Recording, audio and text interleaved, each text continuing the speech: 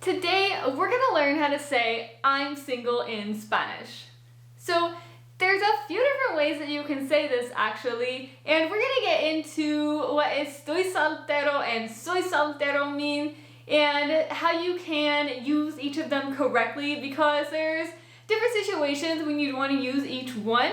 And we're also going to go over some of the different ways that you can describe your relationship status. Alright, so I'm single. Estoy soltero. Estoy soltera. It means I am single right now, kind of thing. Like, it's more from what I understand from the research that I've done on this topic. So if there are any native Spanish speakers who are watching this video and you have any input, please feel free to add on to this.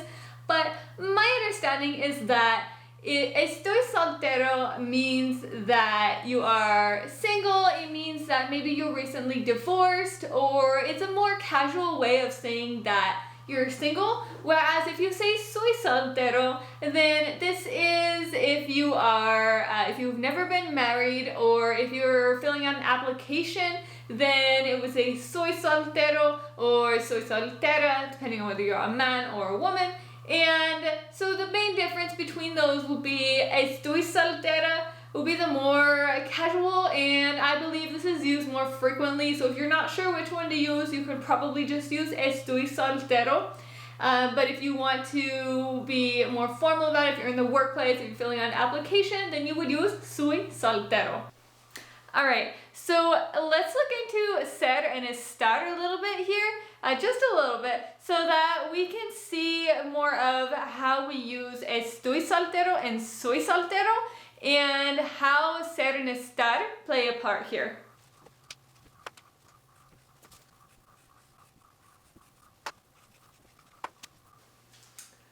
I'm going to try to write as straight as I can. It's a little crooked. What can you do? Ser. ¡Uy! Mi mente no funciona hoy.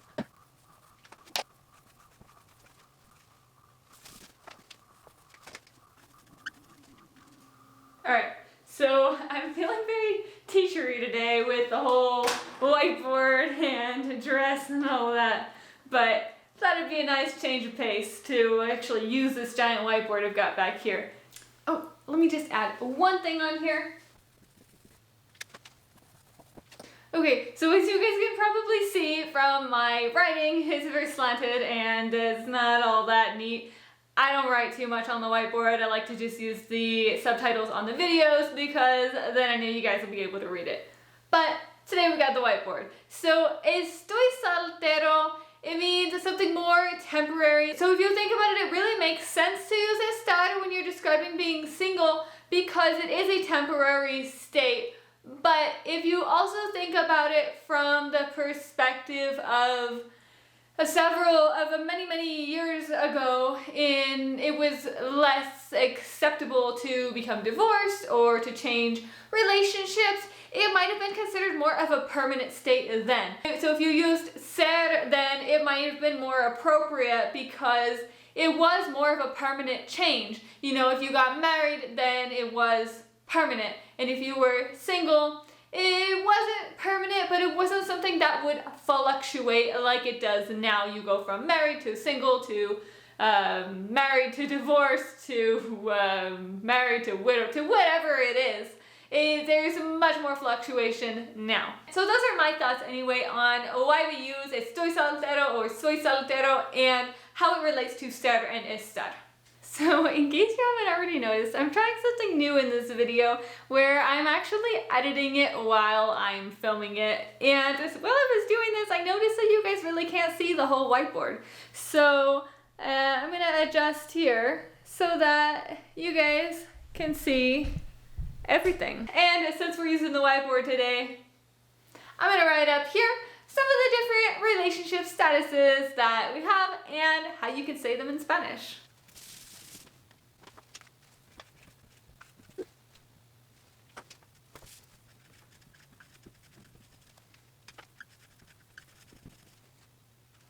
Alright, so let's start with the first two. Boyfriend and girlfriend. Novia, if you have a girlfriend, then you would say novia, or a boyfriend would say novio. novia, novio.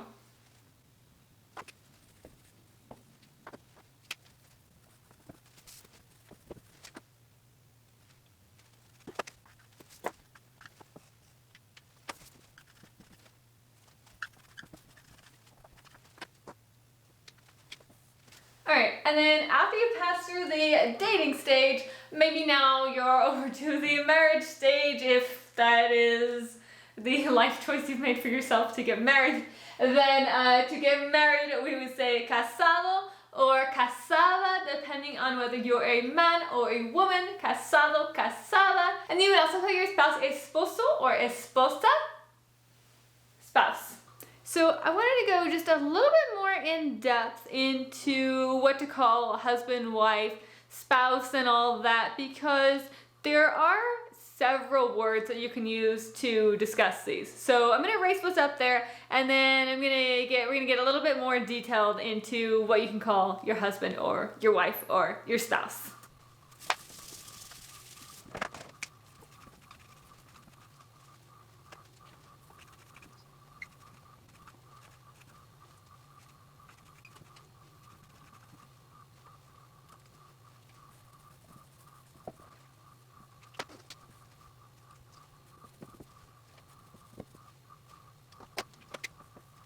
Alright, so we've got quite a bit written up here, and let me just adjust you guys so you can kind of see. So you have your wife or husband or spouse. So I had previously said that if you wanted to say your husband, then you could say esposo, which you can, or esposa for your wife. And you can definitely do that if you want to refer to it as spouse. I tend to think of it as spouse just because it helps me remember it sounds like spouse.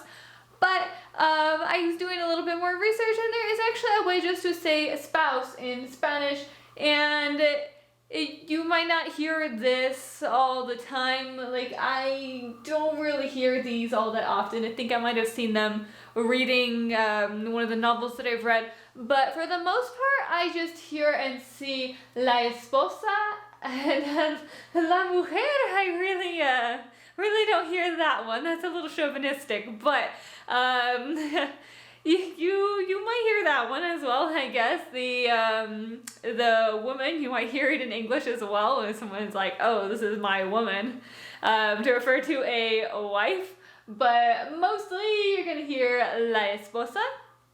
And then for husband, you'll mostly hear el esposo or el marido. And those are the two. I think I heard el marido quite a bit more in Spain than I did with Latin American Spanish, but you'll hear both of those pretty frequently. And you might also hear some of these as well for spouse. And really, I think that you can use these words interchangeably. In English, I use husband and spouse and wife and spouse pretty interchangeably, and in Spanish it seems to work that way as well. But if you have any input on that topic, feel free to leave it down below. So for spouse, you would say el or la cónyuge. El or la cónyuge. And then for spouse, you can also say el consorte, which would just be for a man. El consorte, just for a husband, a spouse, or for a female spouse, then you could say la consorte. Alright, so this is a little bit more in depth into how you can say husband and wife and spouse in Spanish. Again, feel free to discuss this down below in the comments. And I'm actually curious to know, for native Spanish speakers, well, which ones of these do you find that you use the most? Do you use esposo, esposa, marido, when you use la mujer, or any of the spouse vocabulary? What do you find that you use the most? And the next stage then is what happens when the marriage ends, either whether it's a divorce or it's widowing or whatever it is. When it ends, that's our next stage. Let's see if I can get another color for that one.